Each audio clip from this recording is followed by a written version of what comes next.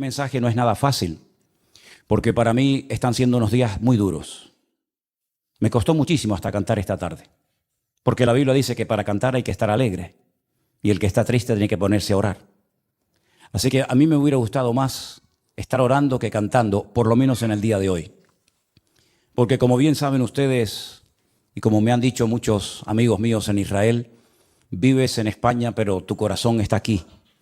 Yo sé positivamente que nunca más volveré a encontrar al Israel que conocí durante más de 20 años. Las cosas van a cambiar completamente en Israel, en Oriente Medio y en el mundo entero. Porque esto no ha hecho más que empezar. Nunca más volveremos a sentir y a disfrutar como disfrutábamos caminando por las calles de Israel, aunque volveremos. Si Dios, esa es su voluntad, volveremos, y en cuanto se abra la frontera, el primero en coger un avión e ir para allá voy a ser yo. Pero sé positivamente que el mundo espiritual ha cambiado. ¿Saben que la palabra jamás, que tantas veces se ha oído en estos días, aparece 39 veces en la Biblia? 39 veces. La primera vez que aparece el término jamás, aparece en el libro del Génesis, cuando el Señor miró a la tierra y dijo que vio al jamás. ¿Sería aquello un acto profético? ¿Sería que el Señor miró a la tierra y dice que vio, en español dice violencia, pero dice que Él miró a la tierra y vio al jamás? Y lo va repitiendo 39 veces a lo largo de diferentes libros del Antiguo Testamento. Y dice que por ver el jamás en la tierra decidió destruirla y empezar de cero. ¿Será que tantas cosas que estamos viendo es el cumplimiento de profecías que se están cumpliendo delante de nuestros ojos y algunos cristianos no se han dado cuenta? Yo no suelo perder el tiempo escuchando lo que otros dicen en internet de mí o de nuestro ministerio. Sinceramente no tengo tiempo ni deseo perder mi tiempo en esas cosas cuando me dicen, ay, por ahí hay uno que está diciendo esto, por ahí hay otro. Pero en esta semana he recibido algunos mensajes, ¿no? Y concretamente hay un muchacho que, porque se ha puesto muy de moda utilizar la predicación de un pastor y ponerte al lado, ¿no? ¿Habéis visto esto? Se ha puesto de moda, ¿no? Fíjense, miren lo que dice, ahí viene la palabra, escuchen, atentos hermanos, se ha puesto muy de moda eso, ¿no? Y este muchacho pues cogió una predicación mía, muy honesto el hombre, ¿no? Pidiendo permiso previamente, ¿verdad? Y dice, yo no estoy de acuerdo con lo que este pastor de España dice. Como si a mí me preocuparas cuál es su opinión. Sinceramente no me interesa lo más mínimo cuál es su opinión. Y una de las cosas que dice, a mí me gustaría hacerle muchas preguntas a ese pastor español. Querido, si me estás viendo en esta tarde, cuando quieras, hazme todas las preguntas que quieras. Creo que soy una de las personas más fáciles de localizar del planeta Tierra. Vivo en la isla de Tenerife, concretamente en Santa Cruz de Tenerife. Nuestra iglesia está en la calle Garcilaso de la Vega número 13. Cuando quieras puedes venir y te respondo a todas las preguntas que quieras. No hay ningún problema. Pero no mientas cuando dices que quieres hacerme muchas preguntas y no las haces. La palabra de Dios nos enseña que los últimos tiempos van a ser tiempos muy difíciles, muy complicados. Y el mensaje de hoy me va a costar un poco compartirlo porque hay tanto material sobre lo que quiero decir. Y yo me he dado cuenta que en los últimos años ha habido como una especialidad que se ha puesto de moda y son los predicadores que predican sin espada. Es decir, los predicadores que motivan a sus audiencias, a sus congregaciones. Y claro, cuando oyes a esos hombres con ese léxico, con esas palabras, con ese carisma que tienen, la gente sale allí inflada, ¿no? Porque, claro, son mensajes que no te comprometen, son mensajes donde todo es serás y tendrás y serás. Dios está contigo, te va a bendecir, te va a abrir puertas, etcétera, etcétera, ¿no? Pero ¿cuántos mensajes han oído usted a lo largo de su vida sobre un tema que ahora les voy a preguntar si ustedes creen en eso o no? La ira de Dios. Yo solamente escuché un mensaje en toda mi vida y acabo de cumplir 62 años, desde los 16, 17 años estoy sirviendo al Señor de una manera u otra. En toda mi vida escuché a una persona que predicó un día sobre este tema tan controversial de la ira de Dios, y casualmente fue en esta iglesia, en este mismo púlpito. ¿Se acuerdan ustedes aquel muchacho peladito cubano? ¿Se acuerdan? Él predicó un día sobre la ira de Dios y fue un mensaje excelente. Y después cuando terminó le dije, no es fácil predicar de esto. No es fácil porque nadie está orando para tener a Dios de espalda a nosotros. A nadie le agrada ver tragedias y muertes y guerra. A nadie le agrada. No estamos orando para que esas cosas sucedan. Generalmente nuestras oraciones son: Señor, cuídanos, protégenos, bendícenos, ayúdanos. Pero sabemos que nuestro Dios es un Dios de amor, un Dios de misericordia, pero también se enfada. Y yo veo a Dios cuando su Hijo unigénito, el Señor Jesucristo, cargó el pecado de todos y cada uno de nosotros. El Señor Jesucristo dijo: ¿por qué me has desamparado? Dios dejando a su Hijo solo en la cruz. Porque en ese momento su Hijo era el pecado personificado de toda la humanidad. Si abandonó a su Hijo temporalmente por la situación del momento, ¿cómo no habrá momentos puntuales en la vida de las naciones y de los seres humanos en los que Dios dice: basta, estoy harto, estoy cansado? La pregunta que les quiero hacer es: ¿ustedes creen que este tema de la ira de Dios es un mito, es una fábula, es una metáfora, es algo de lo cual se habla, pero que en el fondo no es realmente así? Dios no se enfada, Dios no se enoja. Hay momentos en los que es verdad, Dios bendice, hace milagros, saca a su pueblo de la esclavitud, les da el maná, los protege de los enemigos, pero también hay un montón de versículos, cientos, miles de textos, donde Dios dijo: cuando claméis no os voy a oír, porque cuando yo llamé no me respondisteis, y estoy harto de vuestros holocaustos y de vuestras ofrendas y de vuestras fiestas solemnes.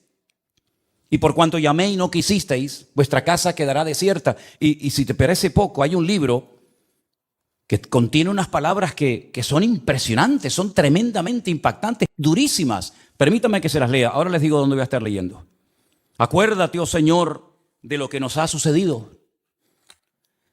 Mira nuestro oprobio. Y mira nuestra herencia, cómo ha sido traspasada a extraños. Nuestra piel se ha ennegrecido como un horno a causa del hambre. Han violado a nuestras mujeres, a nuestras vírgenes las han violado. Y han colgado a nuestros príncipes y no respetaron a los ancianos. Se han llevado a los jóvenes y los muchachos han desfallecido. Los jóvenes dejaron de cantar. Cesó el gozo en nuestro corazón. Nuestra danza se ha convertido en luto. Cayó la corona de nuestras cabezas. Ay de nosotros, Señor, porque pecamos. Por esto se entenebrecieron nuestros ojos. Mas tú, Señor, permaneces para siempre, y tu trono de generación en generación. No estoy leyendo un poema, estoy leyendo la Biblia en el capítulo 5 del libro de Lamentaciones. Es tremendo, ¿verdad? Es tremendo cuando Dios dice: basta, hasta aquí hemos llegado, se acabó. Es tremendo cuando Dios le dice a su pueblo: no voy a oír vuestras oraciones, no voy a estar presente en vuestras fiestas solemnes, no voy a oír. El cielo lo haré de bronce y vuestras oraciones no pasarán del techo. Es tremendo, ¿verdad? Cuando Dios ha permitido cosas tremendas en la historia que han afectado a millones de personas, como por ejemplo el diluvio. ¿Cuántas miles de personas habrán muerto en el diluvio, hermanos? Bueno, nadie lo puede saber con exactitud, pero yo creo que murieron miles de personas en el diluvio. Algunos dirán: bueno, millones. Bueno, está bien, millones. ¿Y quién mandó el diluvio, hermanos? ¿Quién mandó el diluvio? ¿Quién le dijo a Noé: prepárate porque yo voy a mandar un diluvio a la tierra? ¿Quién fue el que destruyó las ciudades de Sodoma y de Gomorra? Si no fue tu Dios, ¿quién fue entonces? A mí me hace gracia cuando hay gente que dice: es que el Dios del Antiguo Testamento es completamente diferente al Dios del Nuevo Testamento. Y eso es muy peligroso, hablar así, porque estás hablando como que hay dos dioses, uno malo y uno bueno. Uno que está siempre enfadado y enojado, y otro como que es benevolente, como Papá Noel o como San Nicolás, como lo llaman en otros países, ¿verdad? Que nos concede todo y no importa lo que hagamos. Pero esa no es la enseñanza bíblica. La enseñanza bíblica es que hay un solo Dios. Y el del antiguo es el del nuevo, y el del nuevo es el del antiguo, y no hay otro Dios. Lo que pasa es que hay momentos en los que Dios actúa con infinita misericordia y nos sorprende. Y a pesar de nuestras rebeliones y desobediencias, nos cuida y nos bendice, pero dice, y lo he leído varias veces en esta semana, no lo hago por ustedes, que os quede claro. No lo hago por vosotros, sino para que mi nombre no siga siendo pisoteado y blasfemado entre vosotros. ¿Me da cuenta? ¿Y quién permitió la destrucción del primer templo de Jerusalén? ¿No fue Dios?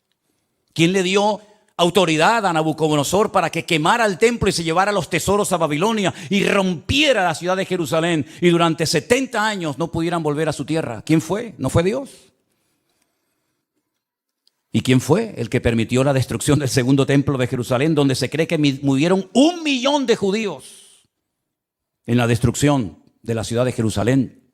Y todas las matanzas y todas las guerras y todos los ríos y ríos de sangre que se podía haber evitado a lo largo de la historia. ¿Y quién fue el que permitió la Shoah? La Segunda Guerra Mundial. ¿Quién permitió todo aquello? Claro, hay predicadores que se han especializado en mensajes que motivan a la gente, ¿no? En mensajes de aliento, de ánimo. Hay tantos profetas y tantos pseudoapóstoles que cuando uno habla de la ira de Dios, del enojo, del enfado de Dios, como que se les mueve el piso porque dicen, no, yo no estoy de acuerdo con eso. Vuelvo a repetirles, yo no estoy en este lugar para que ustedes me aplaudan o me sigan o me admiren. Yo no estoy en este lugar para tener cada vez más audiencia y que la gente diga en los comentarios, estoy de acuerdo con usted, pastor, estoy de acuerdo. Y aunque estuvierais en contra, me da exactamente igual porque voy a seguir predicando lo que Dios dice en su palabra, independientemente de la reacción de la gente. En esta semana me han llamado miembro de Hamas, me han llamado nazi. En esta semana me han llamado de todo, porque no están de acuerdo con el mensaje sobre todo que di el domingo pasado y con la reflexión que di esta semana sobre estos acontecimientos. Pero yo quiero que una vez más vayamos a la palabra de Dios para que veamos que a veces la historia se vuelve a repetir. Claro, son otras personas, son otros nombres, otros momentos de la historia, pero se vuelven a repetir los mismos errores, pecados y defectos que otros cometieron. Vamos a comenzar a leer en Segunda de Crónicas, el capítulo 14. Y vamos a ver cómo Dios aguanta y soporta y tiene infinita misericordia, pero hay momentos en los que Dios tiene que hablar y actuar e intervenir en la historia. En el capítulo 14 de Segunda de Crónicas se relata la historia de un rey del sur de Judá llamado Asa. Era el hijo de un rey llamado Abías. Este rey, dice en Segunda de Crónicas capítulo 14, versículo 1, después Abías durmió con sus padres y fue sepultado en la ciudad de David. Y reinó en su lugar su hijo Asa, en cuyos días tuvo sosiego el país por 10 años. Así parece ser que durante 10 años estuvieron tranquilos, no pasó nada. Hizo Asa lo bueno y lo recto ante los ojos del Señor su Dios, porque quitó los altares de culto extraño y los lugares altos, quebró las imágenes y destruyó los símbolos de Acera. Y mandó a Judá que buscase al Señor, el Dios de sus padres, y pusiese por obra la ley y sus mandamientos. Quitó asimismo de todas las ciudades de Judá los lugares altos y las imágenes, y estuvo el reino en paz bajo su reinado. Edificó ciudades fortificadas en Judá, por cuanto había paz en la tierra y no había guerra contra él en aquellos tiempos, porque el Señor le había dado paz. Dijo por tanto a Judá, edifiquemos estas ciudades y cerquémoslas de muros con torres, puertas y barras, ya que la tierra es nuestra, porque hemos buscado al Señor nuestro Dios, le hemos buscado y Él nos ha dado paz por todas partes. Edificaron pues y fueron prosperados. Si se terminara la historia de Asa con este versículo, podríamos decir que Asa fue un buen rey. Porque dice la Biblia que hizo lo bueno ante los ojos de Dios. Pero ¿dónde se prueba la fe verdadera de un creyente? ¿En la paz, en la calma, en la quietud, en la prosperidad? No. Ahí todo, mientras todo va bien, todo el mundo funciona y todo el mundo está contento. Dice que él era bueno delante de Dios y comenzó a hacer una serie de reformas y comenzó a fortificar ciudades y comenzó a hacer obras muy interesantes, muy buenas, necesarias también, pero porque había paz, no había guerra en el país. Pero llegó el momento que las cosas cambiaron. Y tuvo también Asa ejército con escudos y lanzas.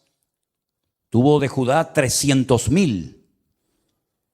Es curioso, ¿no? El mismo número de reservistas que Israel ha movilizado en estos días, 300,000. Y de Benjamín 280,000, es decir, tenía 580,000 soldados entre su tribu y la tribu de Benjamín, que traían escudo y entensaban arcos, todos hombres diestros. Versículo 9. Salió contra ellos Zera, etíope, con un ejército de 1,000,000 de hombres. 1,000,000 de hombres. Y además tenían 300 carros y vino hasta Maresa. Entonces salió Asa contra él, ordenaron la batalla en el valle de Cefata junto a Maresa, y clamó Asa al Señor su Dios y dijo, escuchen la oración: oh Señor, para ti no hay diferencia alguna en dar ayuda al poderoso o al que no tiene fuerzas. Ayúdanos, Señor Dios nuestro, porque en ti, ¿qué dice? Nos apoyamos. Y en tu nombre venimos contra este ejército. Casi igual que las palabras que David pronunció cuando fue a pelear contra el gigante Goliat. Tú vienes contra mí con espada y jabalina, mas yo voy contra ti en el nombre de mi Dios. Ahora Asa casi dice lo mismo. Ayúdanos, porque en tu nombre venimos contra este ejército. Oh Dios, tú eres nuestro Dios. Que no prevalezca el hombre contra nosotros. ¿Qué pasó? Que el Señor, Jehová, deshizo a los etíopes delante de Asa y delante de Judá, y huyeron los etíopes, que eran 1,000,000 de hombres armados hasta los dientes, y además 300 carros de combate. Era humanamente imposible hacer frente y vencer a este poderosísimo enemigo, porque la desproporción era enorme. Tenían 580,000 hombres, pero el enemigo viene contra ti con 1,000,000 de soldados y no vas a poder hacer frente a esta guerra. ¿Qué fue lo que hizo Asa? Orar. Señor, ayúdanos. Nos apoyamos solamente en ti. Dios le respondió, ¿sí o no? ¿Vio una contundente victoria? ¿Sí o no? ¿Fue el enemigo derrotado? ¿Sí o no? Bueno, con esta victoria ya Asa tenía que tener más que interiorizada y aprendida la lección de que si oramos y nos apoyamos solamente en Dios, Dios siempre nos va a ayudar. No importa el momento, no importa la dificultad, no importan nuestras limitaciones. Nosotros nos apoyamos en nuestro Dios, que no conoce ningún tipo de limitación, y siempre el Señor saldrá victorioso. ¿Cuántos dicen amén? Perfecto. Al poco tiempo, capítulo 15, vino un tal Azarías, hijo de Obed, un profeta, digamos ambulante, no muy conocido, pero dijo cosas muy interesantes. Salió al encuentro de Asa y le dijo: oídme, Asa y todo Judá y Benjamín. El Señor estará con vosotros si vosotros estuviereis con él. Y si le buscareis, será hallado de vosotros, mas si le dejareis, él también os dejará. Esto funciona así. Muchos días ha estado Israel sin verdadero Dios, sin sacerdote que enseñara y sin ley. Pero cuando en su tribulación se convirtieron a Jehová, el Dios de Israel, y le buscaron, él fue hallado de ellos. ¿Cuántos dicen amén? Es decir, la palabra que el Señor le está dando a través de este profeta al rey Asa es tremenda. Si siguen en esta línea, si siguen apoyándose en el Señor, si siguen confiando en Él y en su palabra, si no se apartan de su ley, de sus mandamientos, el Señor estará con vosotros. Ya os lo ha demostrado clarísimamente. No importa si viene 1,000,000 o 5 o 20, da igual. Tú mismo, rey Asa, has dicho en tu oración que tú ayudas tanto al poderoso como al que no tiene ninguna fuerza. Porque el ejército o la victoria no depende de nosotros, sino depende del Señor, porque no es con espada, no es con ejército, es con mi Santo Espíritu, dijo el Señor. Y él lo vio, el Señor se lo demostró. Este hombre se animó tanto con aquella palabra, con aquella contundente victoria, que siguió haciendo cambios y siguió haciendo reformas tremendas en todo el país. La Biblia dice que llevó al pueblo a un momento, a una reunión muy solemne, versículo 11, o 10 si quieren. Dice que se reunieron en Jerusalén en el mes tercero del año 15 del reinado de Asa, y en aquel mismo día sacrificaron para el Señor del botín que habían traído, escuche esto, 700 bueyes y 7,000 ovejas. Aquello tenía que ser un río de sangre terrible. Sacrificar 700 bueyes y 7,000 ovejas, aquello tuvo que ser algo impresionante. Pero a él no le importaba darle todos estos sacrificios al Señor, porque él estaba contento, él estaba agradecido, porque él había visto la mano de Dios poderosa.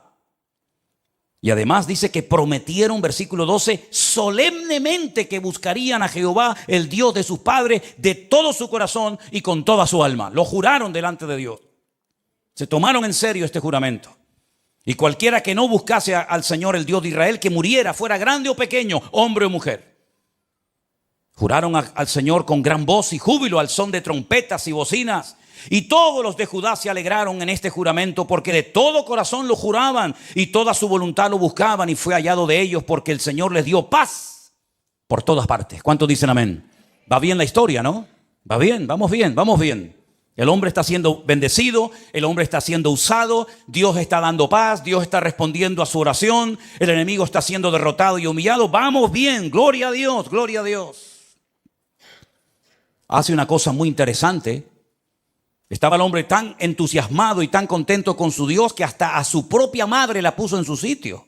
Miren lo que le dice a su madre, o lo que hace con su madre en el verso 16. Aún a Maaca, la madre del rey Asa, cuidado, no era una cualquiera, era su propia madre, la depuso de su dignidad,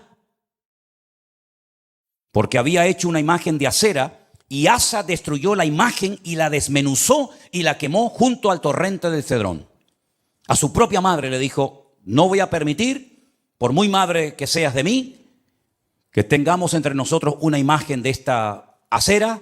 La destruyó, la desmenuzó y le prendió fuego en el torrente de Cedrón. Ese torrente, ese barranco que hay entre el monte Moriah del templo y el monte de los olivos. Le prendió fuego.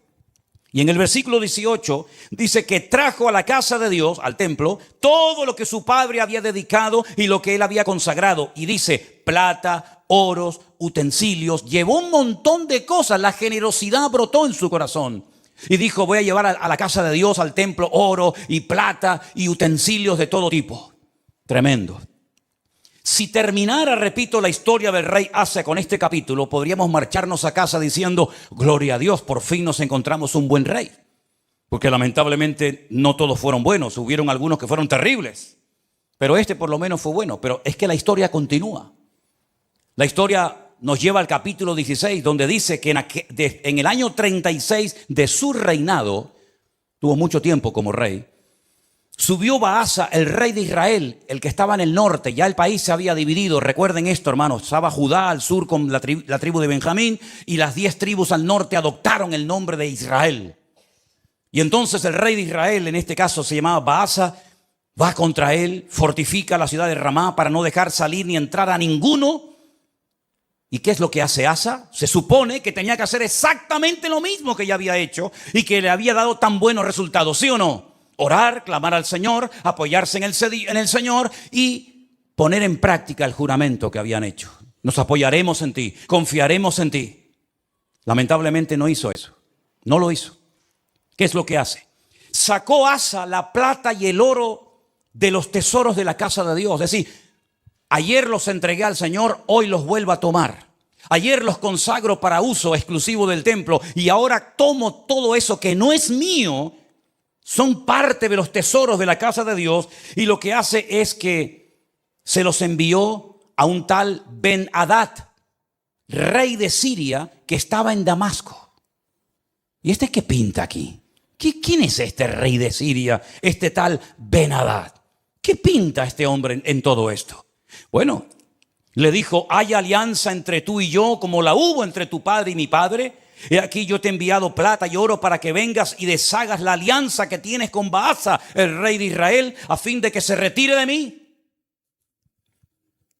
Consintió Ben-Hadad con el rey Asa y envió los capitanes de su ejército contra las ciudades de Israel y conquistaron Gijón, Dan, Abel-Maín, las ciudades de aprovisionamiento de Neftalí. Y oyendo esto, Baasa cesó de edificar a Ramá y abandonó su obra. Entonces el rey Asa tomó a todo Judá y se llevaron de Ramá la piedra, la madera con la que Baasa edificaba, y con ella se edificó la ciudad de Geba y Amizpa. Problema solucionado. Ya está. Pero esto no fue agradable ante los ojos de Dios, porque aunque humanamente hablando se salió con la suya, le doy dinero a un rey de Siria, Ben-Hadad, para que me apoye en la guerra, para que se ponga en contra de mi enemigo.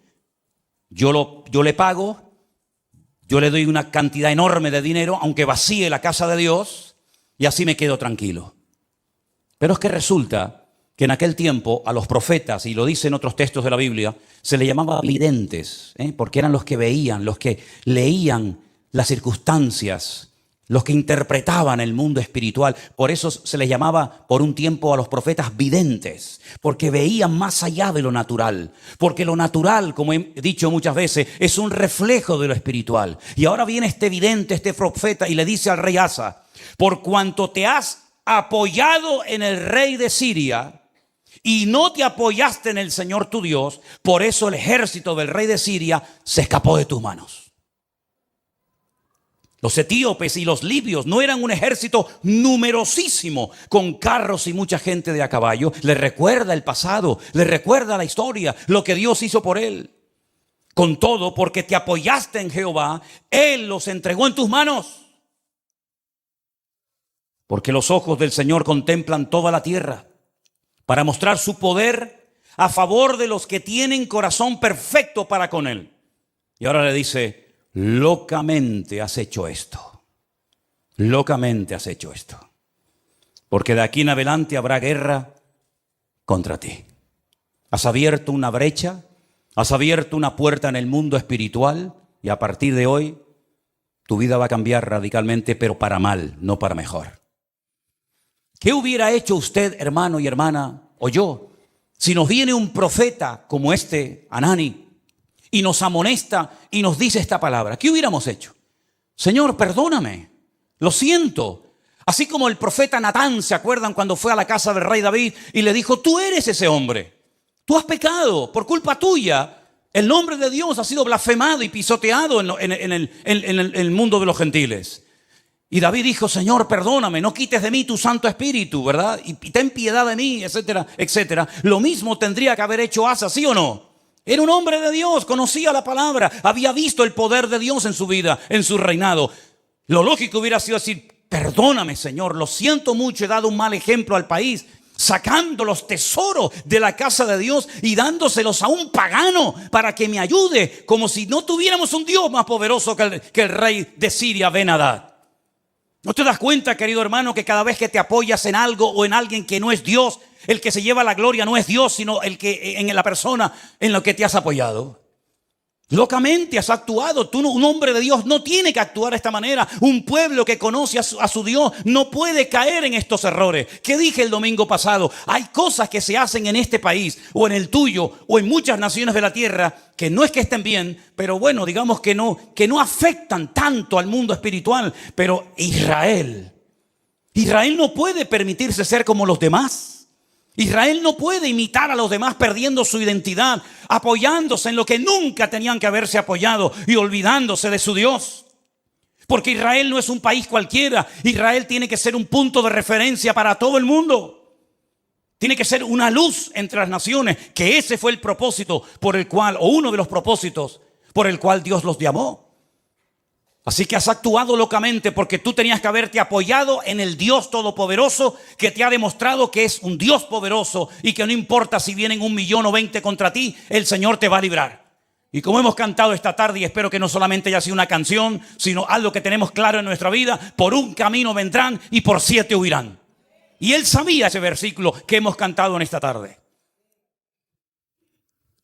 Pero ¿qué pasó? Versículo 10. Se enojó Asa contra el vidente. Se enfadó contra el profeta. Lo mete en la cárcel porque se encolerizó grandemente a causa de esto. no le hizo gracia la palabra del profeta Hanani. No le gustó. Oprimió Asa en aquel tiempo a algunos del pueblo. Mas he aquí los hechos de Asa, primeros y postreros, están escritos en el libro de los reyes de Judá y de Israel. Ahora escucha bien. En el año 39, pocos años después de su reinado, este rey enfermó gravemente de los pies. Y en su enfermedad, ¿a quién buscó? A los médicos. Como diciendo, ni en mi enfermedad me voy a humillar delante de Dios. No está mal ir a los médicos, ni mucho menos. El Señor dice en su palabra, yo envío sanidad y medicina a mi pueblo. Pero la actitud de Asa es de soberbio, es de arrogante, es decir, estoy enfermo, si clamara al Señor, Dios me podría sanar, pero no lo voy a hacer, porque no quiero saber nada de ese Dios. Y dice que en su enfermedad buscó a los médicos en vez de a Dios. Al final, murió en el año 41 de su reinado. Lo sepultaron en los sepulcros que él había hecho para sí en la ciudad de David. Lo sepultaron en un ataúd y le llenaron de perfumes y de diversas especies aromáticas preparadas por expertos perfumistas e hicieron un gran fuego en su honor. Perfumes para el muerto. Y ahí se acaba la vida y el reinado de Asa. ¿Qué les parece? ¿Qué les parece? Bueno, esto al fin y al cabo es una historia del pasado, de la cual podemos extraer ciertas y determinadas aplicaciones y lecciones para nuestra vida. Pero ¿saben qué? El hombre no aprende. El hombre no aprende. Sigue cometiendo los mismos errores, los mismos pecados, y en vez de apoyarse solamente en Dios, que los ha librado tantas veces de ser destruidos y tragados por sus enemigos, vuelven a apoyarse en ejércitos extranjeros, en la ayuda de hombres, en vez de apoyarse única y exclusivamente en su Dios. Hemos leído en esta tarde, espero que hayan prestado atención, el Señor es mi luz y mi salvación. No temeré lo que me pueda hacer el hombre. Ellos tienen una palabra que dice, aunque un ejército acampe contra mí, no temerá mi corazón. Aunque contra mí se levante en guerra, yo viviré confiado. Eso es lo que dice la palabra. Pero eso no puede ser solamente un texto bíblico. Eso tiene que ser una realidad cada día de nuestra vida. Dejemos por un momento a Israel a un lado. Tú cuando tienes problemas económicos y cuando tienes problemas matrimoniales o cuando tienes problemas de cualquier otra índole, ¿en quién te apoyas? ¿En quién pones tu confianza? A ver si nos va a pasar lo mismo que a Asa. El Señor libró a su pueblo de la esclavitud. Podían haber muerto todos en Egipto. De hecho, estaban lanzando a los niños al río Nilo para que murieran. Podían haber muerto en el cautiverio en Babilonia. De hecho, dice que algunos de ellos los lanzaban a hornos de fuego y a otros los lanzaban a fosos llenos de leones. Podían haber muerto en la Edad Media, cuando la corona española junto con la Inquisición comenzó a matar gente por todas partes de España, incluido también a ellos. Podían haber desaparecido en la Segunda Guerra Mundial. Podían haber perecido en cualquier otro momento de la historia, pero Dios siempre, siempre ha tenido misericordia de ese pueblo. Cuando estaban con la soga hasta el cuello, en su angustia invocaban a Dios y Dios les respondía. Y han demostrado a lo largo de la historia que no importa si son poquitos o muchos, la mano del Señor siempre ha estado con ellos. En 1967, 5 naciones tremendamente poderosas con un odio tremendo contra ellos. Porque no solamente sus enemigos se conforman con echarlos al mar, como decían los jordanos en su momento, con echarlos al agua, sino con arrasarlos, que no haya ni un solo judío en toda la faz de la tierra, nunca más. Ya lo intentaron los griegos, lo intentaron los romanos, ya lo intentó mucha gente.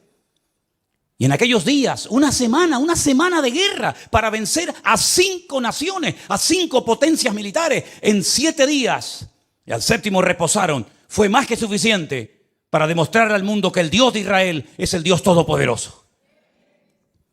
Porque ahora no hacen lo mismo. Porque no claman a Dios. Uno tiene que tener una lectura diferente a lo que dicen los medios de comunicación, la prensa, la radio, la televisión. Porque si no caemos en el mismo error de los demás. Hablamos como los demás, opinamos como los demás. ¿Qué es lo que está pasando allí ahora mismo? ¿Qué es lo que está sucediendo espiritualmente hablando? Que de eso no te va a hablar nadie. Te va a decir que se quedaron dormidos, te va a decir que se despistaron, te va a decir que estaban de relajo, de fiesta, te van a decir 20,000 cosas, que falló el Moshá, que falló el Chimbet, que falló todo. Pero ¿quién va a dar una lectura espiritual de toda esta cuestión? Nuestra fuente de información no es Internet. Nuestra fuente de información no son los periodistas. Nuestra fuente de información es la Biblia, es la palabra de Dios. ¿Cuántos dicen amén? Vamos a ir a la Biblia a ver qué es lo que nos dice, porque hemos visto que cuando una persona se apoya en Dios, no importa si viene 1,000,000 de soldados contra ti, tú lo puedes vencer. No importa si es un gigante enorme, profesional de la guerra, se le puede vencer. No importa si la ciudad tiene doble muralla, se le puede derrotar. Pero también la palabra de Dios nos habla muy claramente que a veces hay ciertas y determinadas circunstancias que frenan la bendición de Dios. En Isaías, capítulo 24, miren qué texto tan impresionante. Isaías capítulo 24, verso del 1 en adelante. Si quieren, así lo leemos. He aquí que el Señor vacía la tierra y la desnuda, y trastorna su faz y hace esparcir a sus moradores. Sucederá así como al pueblo, también al sacerdote, como al siervo, así a su amo, como a la criada, a su ama, como al que compra, al que vende. Se está acoplando el monitor, hermano. Tienes que bajar el monitor. Hace rato se está acoplando. Al que presta, al que toma prestado, como al que da logro, así al que lo recibe. La tierra será enteramente vaciada y completamente saqueada, porque el Señor ha pronunciado esta palabra. Se destruyó, cayó la tierra, enfermó, cayó el mundo, enfermaron los altos pueblos de la tierra. Escucha bien el versículo 5. Ahí está la respuesta. Sube.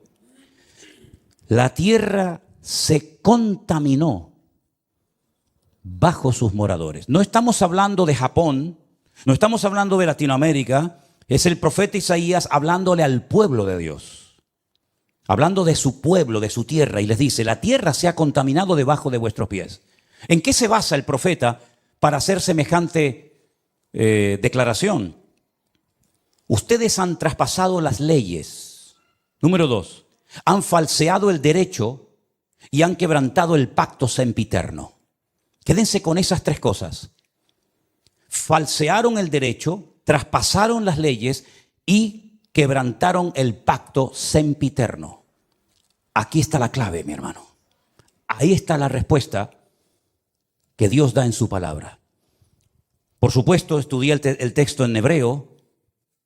Y cuando dice leyes, dice Torot, porque está en plural. Si fuera la ley, diría Torah. Pero como dice las leyes, dice Torot, las leyes de Dios. Las habéis traspasado, las habéis quebrantado. Falsearon el derecho, Hok. Hok es otra palabra que significa obligaciones morales, normas de convivencia. Las habéis quebrantado también. No solamente lo divino, lo religioso, la Torá, los Torot, los mandamientos inspirados por el Espíritu Santo, dados a través de Moisés en el monte Sinaí, los habéis quebrantado. No solamente eso, sino que también habéis modificado las normas, habéis manipulado vuestras obligaciones y habéis permitido ciertas y determinadas cosas que van en contra de la palabra que ustedes saben como pueblo de Dios que no se deben ni se pueden hacer. Y además de todo eso, lo que ha sucedido es que el pacto sempiterno, fíjate qué palabra tan interesante. Una cosa es eterno, otra cosa es sempiterno. Parece lo mismo, pero no es igual. Nuestro Dios no es sempiterno, nuestro Dios es eterno, porque no tiene principio ni tiene fin. Pero el pacto que Dios hizo con el pueblo de Israel tiene principio y no tiene fin. Por eso se llama un pacto sempieterno. No es un sinónimo, sino es una connotación diferente. Dice el Brit Olam. El Brit Olam en hebreo se ha traducido muy bien en esta ocasión por un pacto que tuvo un principio. ¿Dónde tuvo el pacto ese principio? Vamos a verlo ahora. Para posicionarnos y ver a qué se refiere la palabra de Dios cuando dice que llegaría un momento en la historia en el que el pueblo de Israel quebrantaría los Torot, la ley de Dios, los Hok, las normas de convivencia, las obligaciones de un país y además el pacto sempiterno. Ese pacto del cual está haciendo referencia Isaías se menciona en el primer libro de la Biblia, el libro del Génesis. Cuando el Señor le dice a Abraham, tenemos que remontarnos a los tiempos de Abraham, espero que no se estén perdiendo, porque para mí es tremendamente interesante que ustedes entiendan esta porción y este mensaje hoy. El Señor le dice a Abraham, yo estableceré mi pacto entre mí y ti y entre tu descendencia por tus generaciones. Es decir, el pacto no termina con tu muerte. El pacto no termina cuando tu hijo se muera, Isaac, o cuando tu nieto Jacob muera, sino que será un pacto con toda tu descendencia por todas las generaciones, y yo seré tu Dios y el de tu descendencia para siempre. Este es mi pacto. Este es mi pacto, versículo 10. Este no es el pacto que Jesús hizo en el huerto, en Jerusalén, cuando dijo, tomad y comed, esto es mi cuerpo. No, ese no es. Este es otro pacto. Este es un pacto que está haciendo con Abraham, el padre de la nación hebrea. El pacto que Dios hizo con este varón, le dice, guardaréis entre mí y vosotros y tu descendencia después de ti. Será circuncidado todo varón entre vosotros. Es decir, siempre hay una señal de un pacto. ¿Cómo puedo yo demostrar que Dios ha hecho un pacto conmigo? ¿Cómo lo puedo demostrar? Bueno, Dios me dijo ya, Dios te dijo, pero las palabras se las lleva el viento, como dice el refrán. ¿Cómo podía Noé demostrar que Dios había hecho un pacto con él? Cuando veáis el arco en las nubes, esa es la señal del pacto que yo he hecho con ti. Perfecto. ¿Y cómo podía Abraham demostrar, o la descendencia de Abraham, que Dios había hecho un pacto con ellos, que los había escogido de entre todas las naciones? Esta será la señal del pacto. Circuncidaréis la carne de vuestro prepucio y os será por señal entre mí y vosotros. A la edad de 8 días, luego no es un pacto con la nación islámica, con los árabes, porque los árabes se circuncidan a los 13 años. Y los judíos circuncidan a sus hijos a los 8 días. ¿Te das cuenta? El pacto va a ser una señal que vas a llevar toda tu vida en tu carne, en tu cuerpo. Y se la tienes que hacer al bebé a los 8 días. Por vuestras generaciones. El nacido en casa, el comprado por dinero, también los extranjeros que no fueren de tu linaje. Debe ser circuncidado el nacido en tu casa, el comprado por dinero. Estará mi pacto en vuestra carne por pacto perpetuo. El varón incircunciso, el que no hubiere circuncidado la carne de su prepucio, aquella persona será cortada de su pueblo, ha violado mi pacto. Da igual si son religiosos o no, si son creyentes o no, si son practicantes o no. No hay ni un solo varón de Israel que no sea circuncidado, ni uno. No van a la sinagoga, no leen la Torá, no practican los mitzvot, no se ponen los tefilín, no hacen ningún tipo de manifestación religiosa, pero a nadie se le ocurriría tener un hijo y no circuncidarlo. Eso no se negocia. Aunque te hayas casado con una chica no judía, jamás por amor a tu mujer no judía vas a decir, bueno, al niño no lo circuncidamos. No, lo hicieron lo han hecho en todas partes, en Egipto. En la Segunda Guerra Mundial lo hacían, a escondidas lo hacían. Por la prohibición que los reyes católicos pusieron de que no se podía seguir circuncidando. Es la señal del pacto. Todos los hombres en Israel están circuncidados. Llevan en su carne la señal de que están bajo un pacto. Lo entiendan o no, ustedes se han metido debajo de un pacto. ¿Cómo se llama Israel? ¿Cómo se llama ese país? Israel, no. Estado judío de Israel. Es decir, estáis bajo un pacto que Dios ha hecho con vosotros, y lo creáis o no, lo entendáis o no, ustedes llevan en su cuerpo una marca como señal de que estáis bajo ese pacto. Isaías dice en el capítulo 24 que hemos leído en esta tarde, vosotros habéis quebrantado el pacto. Vosotros habéis traspasado las leyes y habéis falseado el derecho.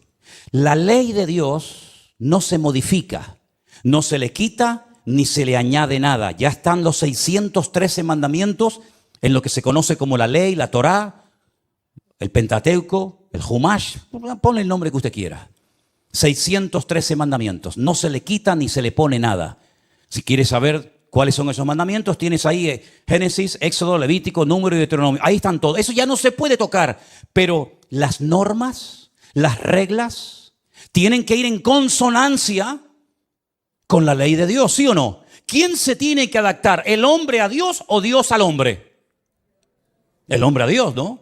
Luego, cuando en la Knesset, ¿qué es la Knesset? La Knesset es el parlamento israelí. donde están todos los partidos políticos, los de derecha, los de izquierda, los árabes, todos están allí. En la Knesset se aprueban leyes y esas leyes tienen que ir en consonancia con la palabra de Dios, porque ustedes están bajo un pacto y lo saben porque llevan la señal de ese pacto en vuestra propia carne. ¿Me siguen o no? ¿Ok? Vamos a conocer al presidente del Parlamento israelí.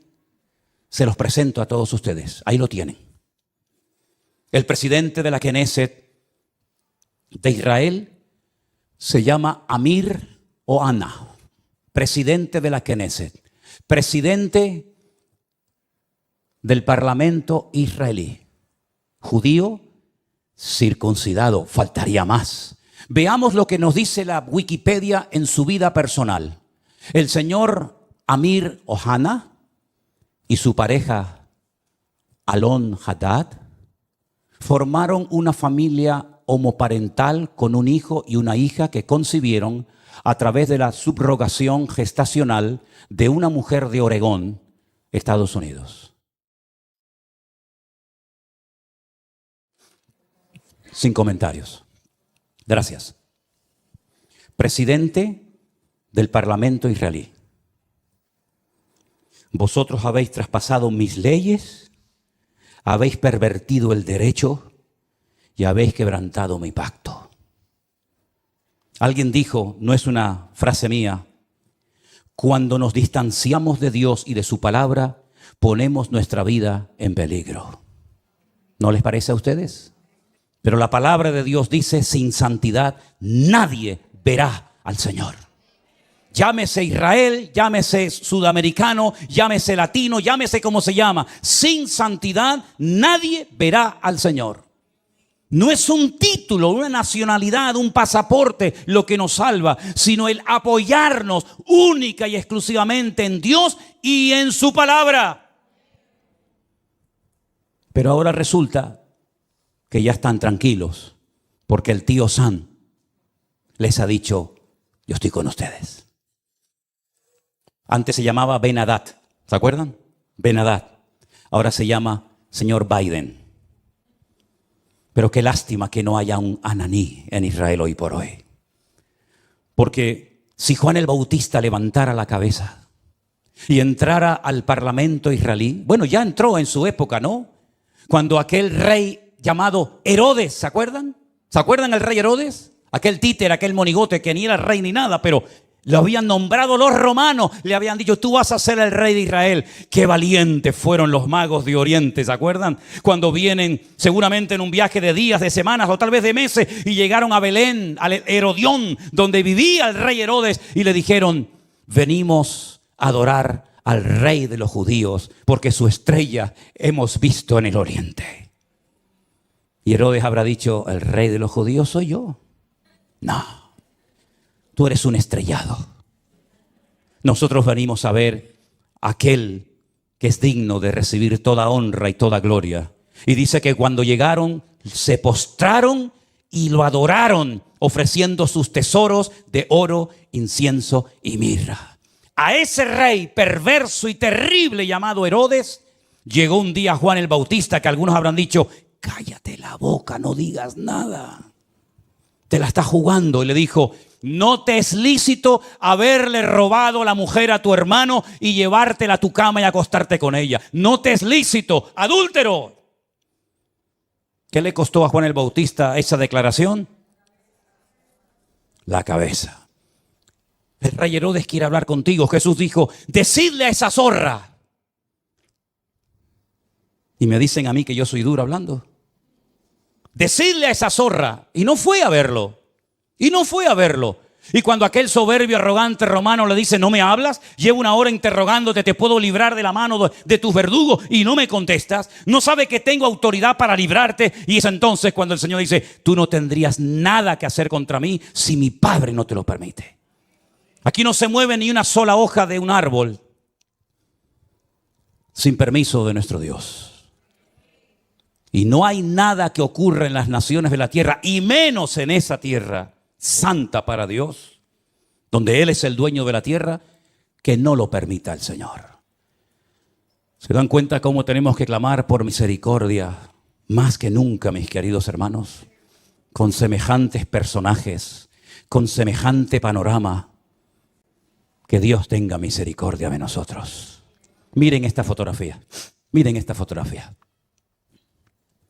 Estamos en la ciudad de Tel Aviv, un montón de gente. Sería muy bueno que la ampliaras. Sí, yo sé que se va a perder mucho de lo que dice, pero ahí hay una reunión de oración. Fueron a orar. Y judíos, por temor a que en otras naciones no les dejaran en público hacer una reunión de oración, viajaron expresamente en esos días de Yom Kippur a Israel, porque todos los años se hace en una plaza pública en Israel, se hace un acto de oración, de perdón. Y entonces estos judíos, algunos mayores, otros jóvenes, familias enteras, viajaron a Israel para poder participar en público en las calles de la ciudad de Tel Aviv de una reunión de oración. Y mire lo que dice en la parte de abajo. Las personas que se mudaron a Israel sintieron miedo en el único lugar donde no esperaban sentirse amenazados por su judaísmo. ¿Quién impidió esa reunión de oración? ¿Jamás? ¿Hezbollah? Los de la banderita de colores y toda la tropa que les acompaña interrumpieron una reunión de oración. ¿A quién molestaban? ¿A quién le podía hacer daño que un montón de gente allí oraran a Dios pidiendo por la nación? ¿Qué problema, qué daño puede hacer eso? En esa plaza, unos días más tarde, en esa misma plaza, ponemos la siguiente fotografía, por favor. La gente se reúne y enciende velas para recordar a las víctimas de Israel. ¿Casualidad? Díganme lo que quieran. Díganme lo que quieran. Pero en esa plaza, una semana atrás, los echaron prácticamente a patadas para que no oraran por Israel. Y una semana más tarde, en esa misma plaza, tuvieron que ir a poner velas a recordar lamentablemente, en ese acto de salvajismo terrible que hemos visto, a las víctimas que murieron. ¿Qué les parece, hermanos? ¿Qué les parece? Empecé este mensaje haciéndoles una pregunta. ¿Ustedes creen en la ira de Dios? ¿Ustedes creen que Dios se enfada, que podemos hacer lo que nos da la gana y no pasa nada? Sigan jugando con Dios, sigan. Tarde o temprano te darás cuenta que con Dios no se puede jugar. Es mejor decir no soy nada a decir soy judío, soy cristiano, soy evangélico, soy creyente y vivir peor que la gente del mundo. Yo decía hasta hace unos días, ya no lo voy a volver a decir más porque sería un insulto, ¿no? Yo decía que esta gente que entró hizo esas cosas terribles que no tienen ni nombre, y lógicamente no vamos a poner ninguna escena de esas, se portaron como animales, y me equivoqué. Los animales no se comportan así. Alguien dijo recientemente, si los seres humanos todos tuviéramos corazón de perro, no habría guerras en el mundo. Porque dicho sea de paso, la palabra perro en hebreo es kol lev. ¿Qué lev? Kol lev. Todo corazón. Kol, todo, lev, corazón. El perro se llama en hebreo todo corazón. ¿Cuánto echo de menos a mi perro? ¿Cuánto echo de menos a Trotsky? ¿Cuánto lo echo de menos? Los viajes que he hecho con él, los días que he viajado solo por ahí, durmiendo en cantidad de lugares y siempre a mi lado, siempre ahí, ¿verdad? Ustedes saben que era mi sombra. Cuando vivíamos enfrente de la iglesia, saltaba el muro, aunque tenía ya las patitas con problema y con dolor, saltaba y se metía aquí en la iglesia y aquí se quedaba quietito, ¿verdad? Si fuéramos todos los seres humanos con corazón de perro, no veríamos estas cosas terribles que hemos visto. 150 personas que no se sabe lo que va a ser de ellas, niños, en fin, no quiero ni mencionar la palabra. ¿Qué les parece, hermanos? El único que puede solucionar esto, ¿saben quién es? Dios. ¿Saben quién va a ganar la guerra esta? Dios es el que la va a ganar. Y si todo esto lleva al hombre a ponerse de rodillas y a pedir perdón, pues gloria a Dios. Porque lean ustedes esta semana Sofonías, lean ustedes Joel, lean ustedes Miqueas, lean ustedes el libro de Jeremías, lean ustedes, hermano, el libro de Lamentaciones, y os vais a dar cuenta cuántas muertes, cuántas guerras se podían haber evitado si el pueblo hubiera puesto su apoyo y su confianza solamente en Dios. Y no he mencionado lo peor. Lo voy a mencionar así de pasadas, pero no nos olvidemos que un papa pidió perdón, ya tarde, pero bueno, por lo menos pidió perdón por la Inquisición. Un rey español pidió perdón por haber expulsado al pueblo de Israel de España, robándoles todas sus posesiones y mandándolos con lo puesto. Alemania pidió perdón hace años por lo que había hecho, y mira qué país tan bendecido y tan próspero es Alemania, ¿eh? Pero el pueblo de Israel, que yo sepa, pueblo que amo, y si pudiera ir allí ahora mismo iría, nunca pidió perdón por haber matado a mi amado Señor San Jesucristo. Nunca lo hizo. Es más, su nombre es blasfemado cada día. Entonces, queridos hermanos, ¿tiene o no tiene Dios misericordia de nosotros y de su pueblo Israel? Por lo tanto, mis queridos hermanos, o espabilamos y doblamos nuestras cabezas, o los próximos seremos nosotros. ¿Se acuerdan lo que me dijo aquel rabino en aquel muro aquel día? Ahora es Ucrania, pasado mañana será Israel, después seréis vosotros. ¿A dónde van a ir esos miles y miles de refugiados? Jordania no ha abierto sus fronteras diciéndole: vengan, vengan, tenemos un país enorme, grandísimo, de miles y miles de kilómetros, vengan aquí. Al fin y al cabo, los palestinos, ¿de dónde eran? Eran jordanos. Los viejos que viven en Israel, ¿qué pañuelos se ponen en la cabeza? ¿Con qué se ponen en la cabeza? ¿De qué color es? ¿De qué color es? ¿Blanco y negro? No. Blanco y rojo. El pañuelo de Jordania. Miren la bandera de Jordania, miren la bandera palestina. Son iguales, simplemente que han puesto ahí una estrella. Pero Jordania no ha dicho: vengan para acá, les recibimos. Arabia Saudita no los ha invitado a venir. Los iraníes, que tanto los aman y los apoyan. Qatar, país rico, no ha invitado a ninguno de ellos. Todos los quieren, pero lejos. ¿A dónde van a venir todas esas personas? ¿A dónde vinieron los sirios cuando fue la guerra en Siria? ¿A dónde fueron los libios? ¿A dónde van a ir? A Europa. Aquí tienen pagas, aquí tienen comida, aquí tienen todo lo que sus hermanos árabes jamás les van a dar.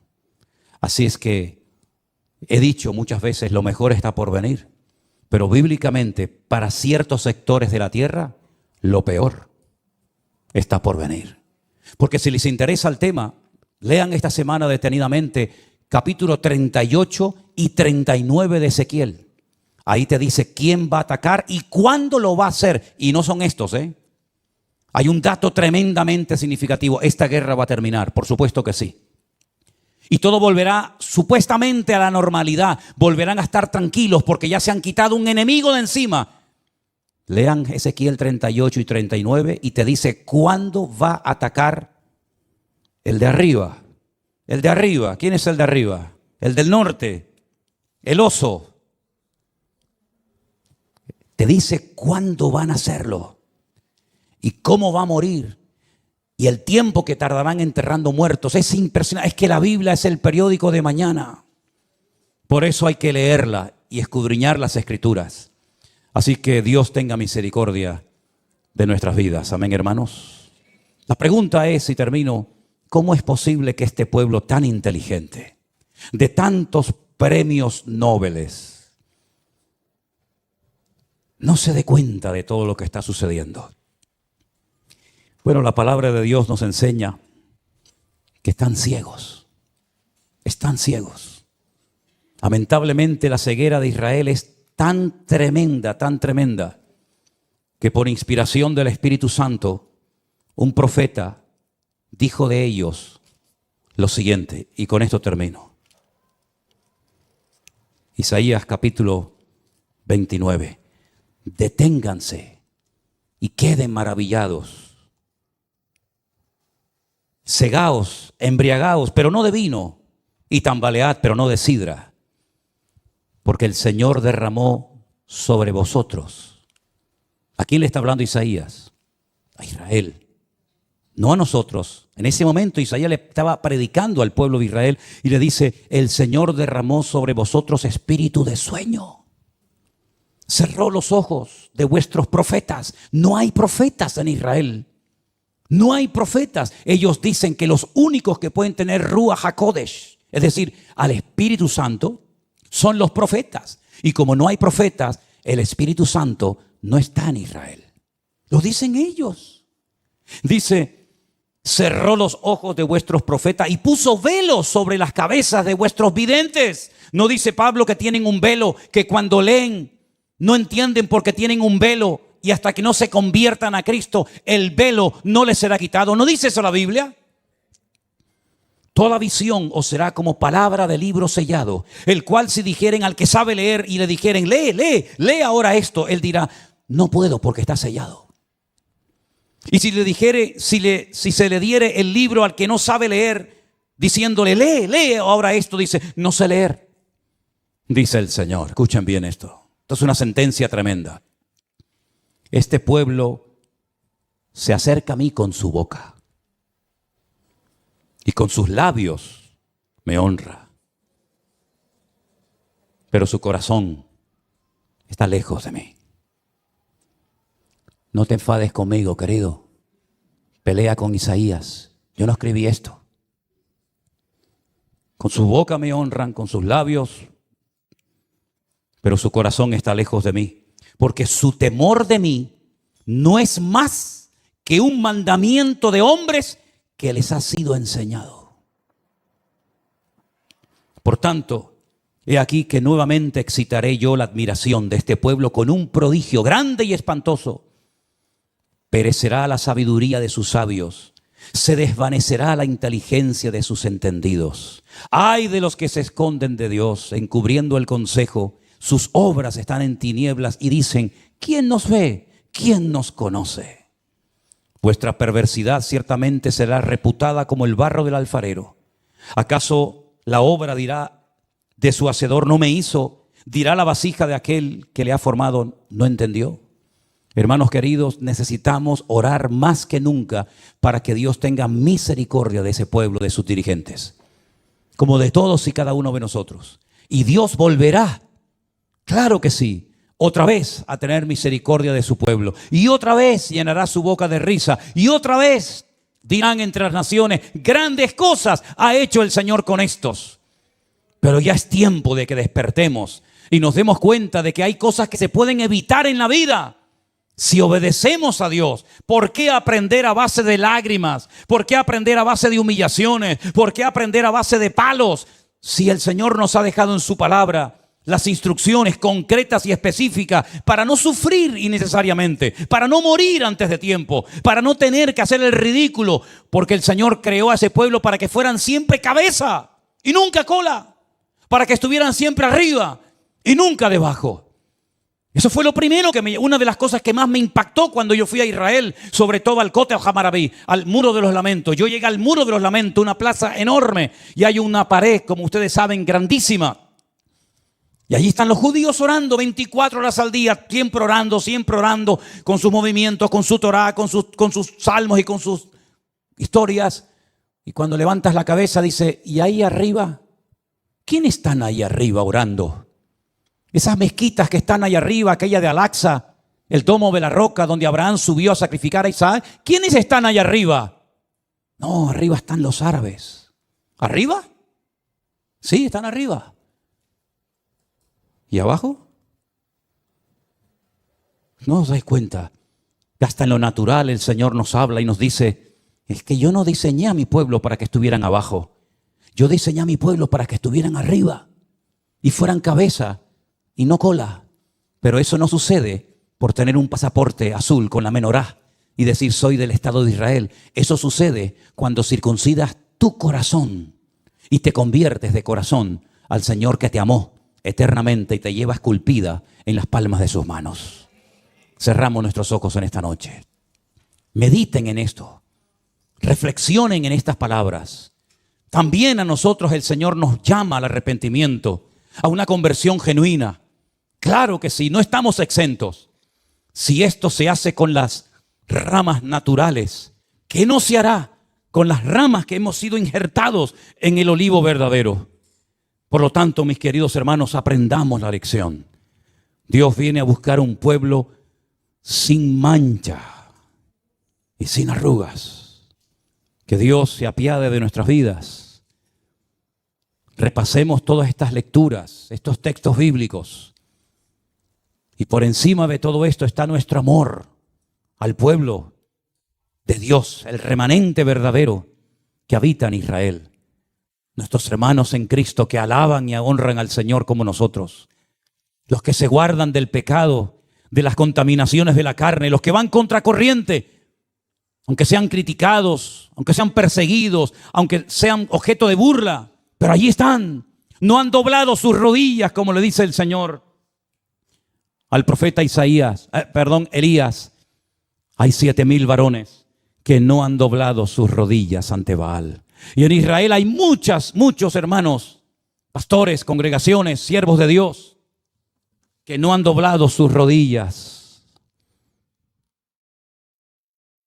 ante Baal, ni ante nadie, sino que se apoyan única y exclusivamente en el Señor Dios Todopoderoso. Aleluya.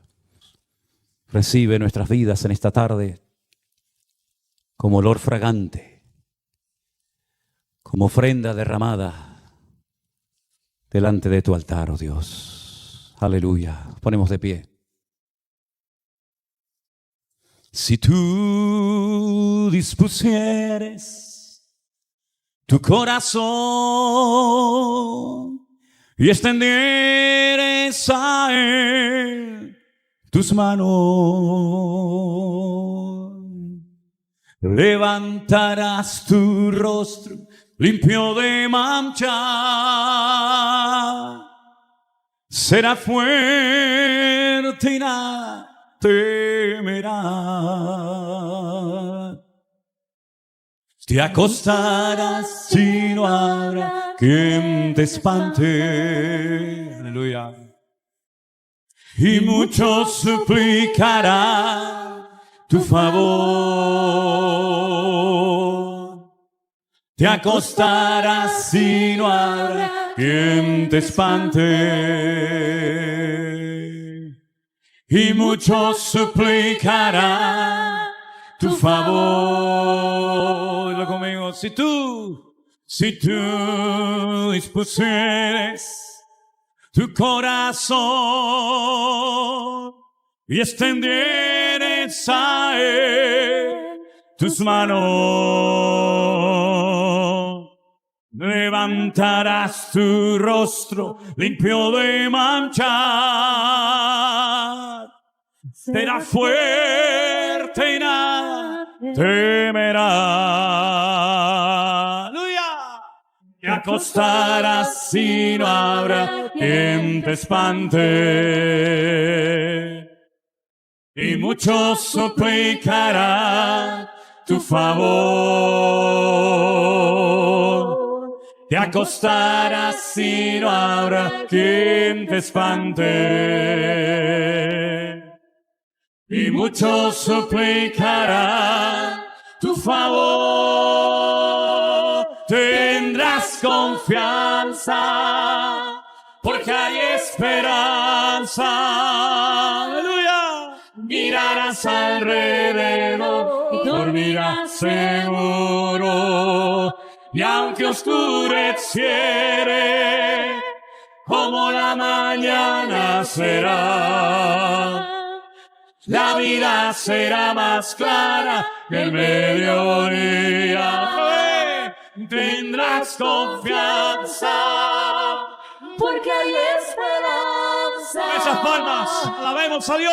Mirarás alrededor y dormirás seguro. Sí, Señor. Y aunque oscureciere, como la mañana será, la vida la vida será más clara que el mediodía. Oh, tendrás confianza, porque hay esperanza.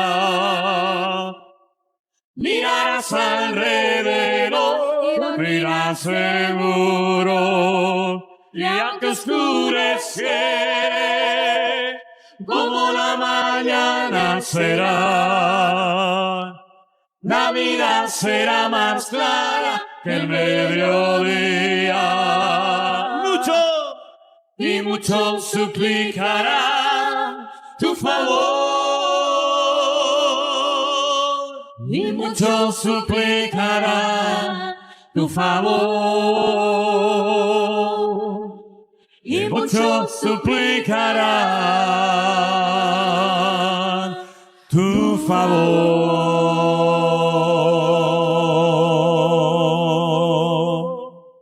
Aleluya. Oh, gracias, Jesús. Gracias, Señor Jesús. La vida de Asa terminó siendo como cualquier otro ser humano, enterrado. Y dice la Biblia que su ataúd la llenaron de especies aromáticas y de perfumes para el muerto. Una mujer hace 2000 años cogió su vaso de alabastro de perfume de nardo puro y lo derramó no sobre un muerto, lo derramó sobre los pies del Señor Jesús. Y el Señor Jesucristo dijo: en todas las naciones de la tierra se hablará, se contará lo que ella ha hecho, porque para el día de mi sepultura lo ha profetizado en esta ocasión.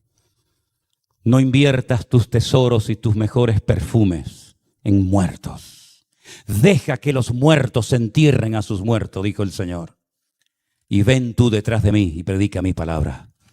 Que en esta semana no te apoyes en muertos, porque cada vez que te apoyas en algo o en alguien que no es Dios, estás actuando igual que Asa. Igual.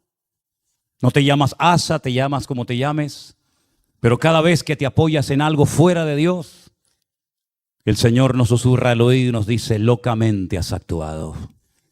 ¿No me tienes a mí en tu corazón?